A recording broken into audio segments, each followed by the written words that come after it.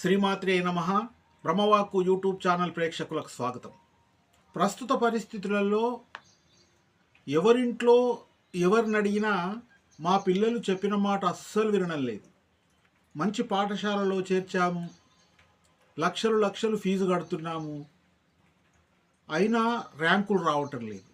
ఇది భార్యాభర్తలు ఉద్యోగం చేస్తున్నటువంటి ఇళ్లలో సర్వసాధారణమైపోయింది. మరి ఎందుకు ఇలా జరుగుతుంది? ప్రస్తుత పరిస్థితులలో భార్యాభర్తలు ఉద్యోగాలు చేస్తేనే కుటుంబం సాఫీగా సాగేటటువంటి పరిస్థితి ఉంది. పిల్లలకు అంతంత ఫీజులు కట్టాలన్నా ప్రతి ఇంట్లో భార్యాభర్తలు కష్టపడాల్సిందే. ఎక్కువ సమయం ఉద్యోగంలో గడుపుతున్నాము, ఇంటికి అలసిపోయి వస్తున్నాము, పిల్లలతో కలిసి సమయాన్ని గడిపే తీరిక లేదు అనే మాటలు కూడా వినబడుతున్నాయి.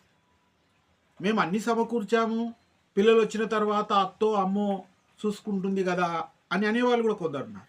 అంటే ఒకే ఇంట్లో ఉండి కూడా పిల్లలతో తగిన సమయాన్ని గడపలేని స్థితిలో ఉన్నారు. పిల్లలకు తగిన సమయం ఇవ్వకపోవడం వల్ల పిల్లల్లో ఒంటరితనం ఏర్పడి అనర్థాలకు దారితీస్తుంది. పాఠశాలలో ఆనాడు టీచర్ తనను మెచ్చుకున్న విషయమో, మందలించిన విషయమో, తన స్నేహితులతో చెప్పుకున్న కబుర్లో, ఆడిన ఆటలు పాటలో తెలియజేయాలని తహతహపడుతూ ఉంటారు. ఇక ఆడపిల్లలైతే పక్కింటి పిల్లవాడు చేసినటువంటి ఆకతాయి పనులను చెప్పాలని చూస్తారు. కానీ తల్లిదండ్రులు సమయం ఇవ్వకపోతే ఎవరితో చెప్పుకుంటారు? పిల్లలకు తల్లిదండ్రులే సర్వస్వం కదా. ఎదుగుతున్న పిల్లలపై తల్లిదండ్రులు శ్రద్ధ చూపెట్టకపోవడం వల్ల, వారికి తగిన సమయం కేటాయించకపోవడం వల్ల సిగరెట్లు తాగడం, మాదక ద్రవ్యాలు సేవించడం, అసాంఘిక కార్యక్రమాలలో పాల్గొనడం చేసే ప్రమాదం ఉంది. అందుకే ప్రతి తల్లిదండ్రులు పిల్లల పట్ల శ్రద్ధ వహించాలి. ఈ మధ్యనే ఒక పుస్తకంలో ఒక సంఘటన చదివాను. ఒక ఉపాధ్యాయుడు పాఠశాల నుండి తిరిగి వచ్చిన తర్వాత తేనీరు తాగి ఫ్రెష్ అప్ అయిపోయి పక్క వీధిలో ఉన్న ఒక ధనవంతుని ఇంట్లో ట్యూషన్ చెప్పడానికి వెళ్ళేవాడట. తనకున్నటువంటి కొడుకుని ఏనాడు కూడా పట్టించుకునేవాడు కాదు. ఒకనాటి సాయంకాలం ఇంటికి వచ్చినటువంటి తండ్రితో, నానా రోజు నీవు పాఠశాల నుండి వచ్చిన తర్వాత ట్యూషన్ చెప్పడానికి వెళ్తున్నావు, అక్కడ రోజుకు నీకు ఎంత ఇస్తారు నాన్న అని అడిగాడట. 100 రూపాయలు ఇస్తారా అన్నాడట. అనగానే ఆ పిల్లవాడు అన్నాడు, నానా నాకు 50 రూపాయలు ఇవ్వమన్నాడు. 50 రూపాయలు నీకెందుకురా, నీకు అన్ని సౌకర్యాలు కలిగించాము, అన్నీ కొనిచ్చాము, నీకు డబ్బెందుకురా అని గద్దించాడట. అందుకు ఆ పిల్లవాడు అన్నాడు, లేదు నాన్న నా దగ్గర 50 రూపాయలు ఉన్నాయి, నీవు ఇంకొక 50 రూపాయలు ఇవ్వు అన్నాడట. అదేంటి డబ్బులుండగా డబ్బులు అడుగుతున్నావు ఎందుకు? పిల్లవాడు అన్నాడు, నాన్న ఒక్కరోజు పక్కింట్లో ట్యూషన్ చెప్పడం వల్ల నీకు 100 రూపాయలు వస్తాయి, నా దగ్గర 50 రూపాయలు ఉన్నాయి, నీవిచ్చిన 50 రూపాయలతో నా దగ్గర 100 రూపాయలు అవుతాయి, ఆ 100 రూపాయలు నీకు ఇస్తున్నాను తీసుకో, ఈరోజు నీవు నాతోటే ఉండి నాకు చదువులో మెలకువలు చెప్పు అన్నాడు. ఆ లేత హృదయము తండ్రి గారితో కలిసి చదువుకోవాలి, తండ్రి గారితో పాఠశాలలో జరిగినటువంటి విశేషాలను చర్చించాలి అని తహతలాడుతున్నాడు. కానీ తండ్రి గారు ఏనాడు కూడా ఉద్యోగం చేస్తూ కూడా ఇంకా డబ్బు సంపాదించాలనే ఆశతో పిల్లలకు సమయాన్ని ఇవ్వకపోవడం వల్ల ఇలాంటి పరిస్థితి ఏర్పడింది. ఇది సంఘటననే కావచ్చు, కానీ చాలామంది ఇళ్లలో జరుగుతున్నటువంటి యథార్థం. పిల్లలు పాఠశాల నుండి రాగానే సాయంకాలము తన తల్లిదండ్రులతో గడపాలని తహతలాడతారు.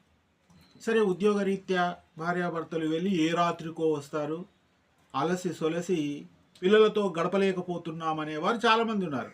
కానీ పిల్లలకు తగిన సమయాన్ని ఇవ్వాలి. సరే, భార్యాభర్తలు ఉద్యోగం చేస్తున్నారు, రోజు ఇవ్వకపోయినా వారానికి ఒక రోజైనా పిల్లల్ని కూర్చునబెట్టుకొని పాఠశాలలో జరిగిన విషయాలను, ఉపాధ్యాయుల బోధనా విధానాన్ని, పిల్లలతో చెప్పుకుంటున్నటువంటి కబుర్లు, ఆటలు పాటల విశేషాలను చర్చించుకున్నట్టయితే పిల్లలలో నూతన ఉత్సాహం కలుగుతుంది. ఇక పాఠశాల నుంచి రాగానే పిల్లల్ని చదువుకో అని ఒత్తిడి చేయకూడదు.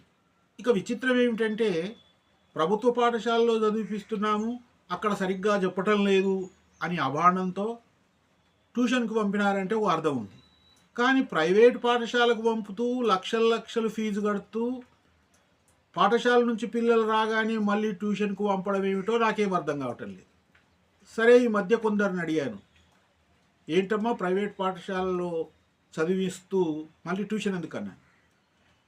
ఇంటికాడ వాళ్ళు రాయరు, చదవరు, అల్లరి చేసుకుంటూ ఉంటారు, అందుకే పంపిస్తున్నామన్నారు.